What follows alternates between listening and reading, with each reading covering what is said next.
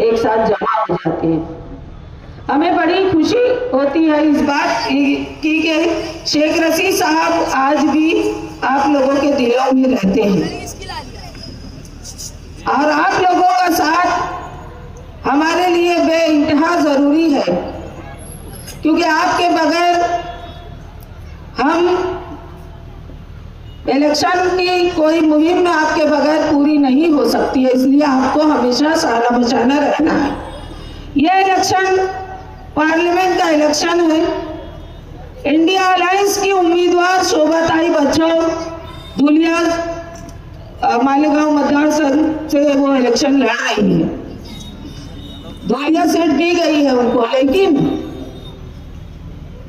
हमारा जो फर्ज है, क्योंकि आप लोगों को याद होगा कि हम लोगों ने 2 मरतबा धुलिया की सीट को खोया है। वो हमेशा भाजपा के पाले में, भाजपा के कब्जे में चली गई। आप लोगों को याद होगा कि जब हमारा शहर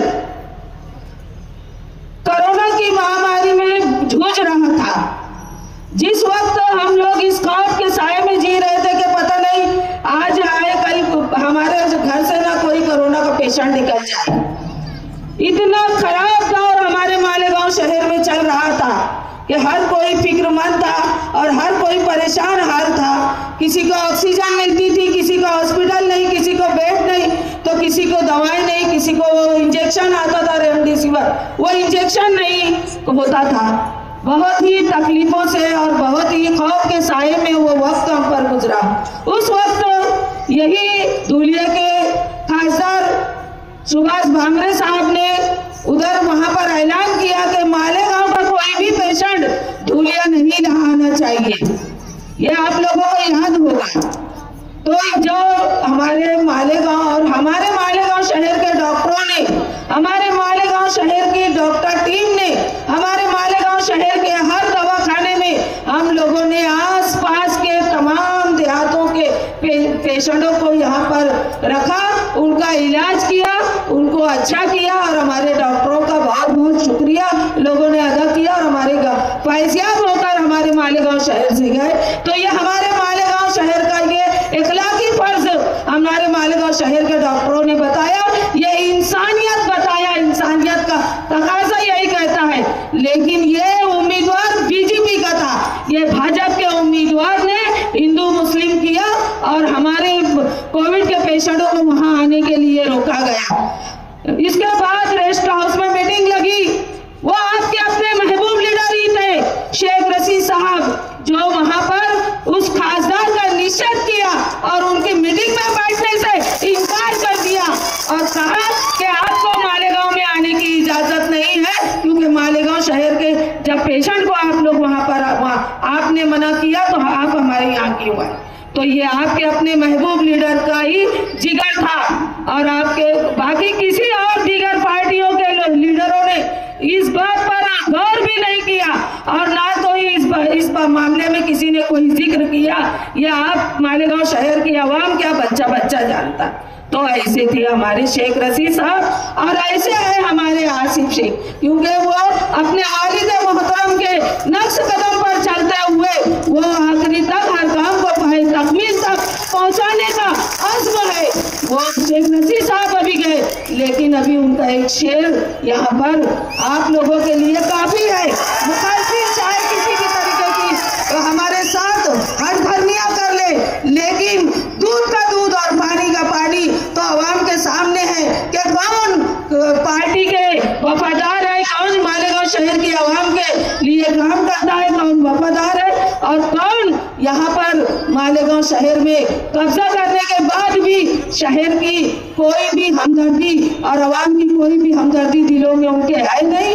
उनको जहाँ भी वक्त मिला, जैसा भी मिला, वो सिर्फ अपने मुफाद की बात करने वाले लोग हैं। आजकल शरीयत बचाना है हमें, और हमें तो शरीयत बचाना है, हमें शहरियत भी बचाना है, हमें हमारा जमहूरी हक का इस्तेमाल करके ये मोदी को और अमित शाह को तड़ीपार करना है। ये हमारा एक मुसलमानों का याद है और हम अब पीछे हटने वाले नहीं है। हम मालेगांव शहर से भी और तमाम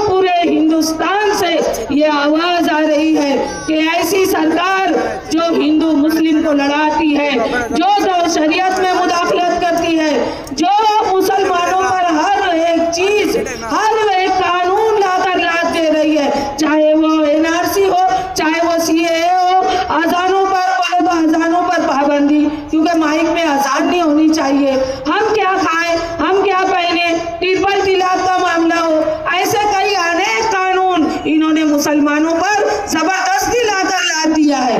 तो क्या इन्होंने बीड़ा उठाया है कि सिर्फ और सिर्फ मुसलमानों को ही सताना है, मुसलमानों को ही ये देश से बाहर निकालना चाहते हैं। इनकी साजिश में ये कामयाब ना हो, इसके लिए हमको हर हाल में हर कीमत पर सेकुलर पार्टी इंडिया अलायंस की उम्मीदवार शोभा ताई बच्चों को चुनकर लाना है, जिनका निशान पंजा है और बटन नंबर 2 है। देखिए अभी आगे इलेक्शंस आते रहेंगे, बहुत सारी बातें आप लोगों से करनी है और बहुत सारी बातें आप लोग जानते हैं, लेकिन मेरा एक बात का आप लोगों को कहना है, और जहां तक मेरी आवाज जा रही है ऐसी मेरी माँ और बहनों को भी, कि आप लोग बरोज पीर जब आप लोग वोटिंग के सुबह सवेरे उठे तो नमाज फजर अदा करने के बाद आप लोग नाश्ता चाय वगैरह के लफड़े में बिल्कुल मत पड़ो।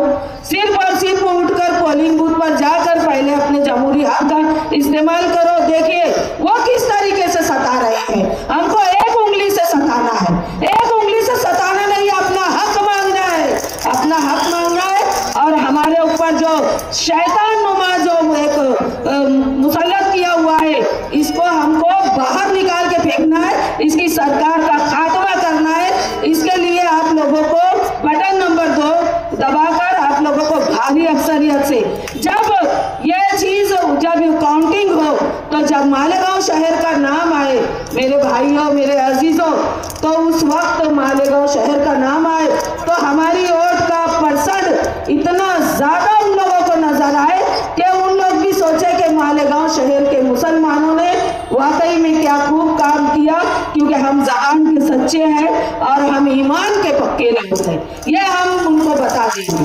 बहुत ज़्यादा वक्त की कमी है तो मैं इतना ही बोलूँगी कि आप लोगों को आसिफ शेख को सुनना है और कुछ स्क्रीनशॉट भी आप लोगों को देखना है। आप तमाम लोग इस जलसेगाह में आए, आप तमाम लोगों के शुक्रिया के साथ मैं अपनी बात खत्म करती हूँ। अल्लाह हाफिज़, अस्सलाम वालेकुम। डायमंड कारपेट, हमारे वहाँ कारपेट, ग्रास, हेडलोन, रेलवे वाला कारपेट होलसेल रेट में दिया जाता है। हमारा पता याद रखें, मुस्तफ़ा बंगार बाजार, डायमंड कारपेट।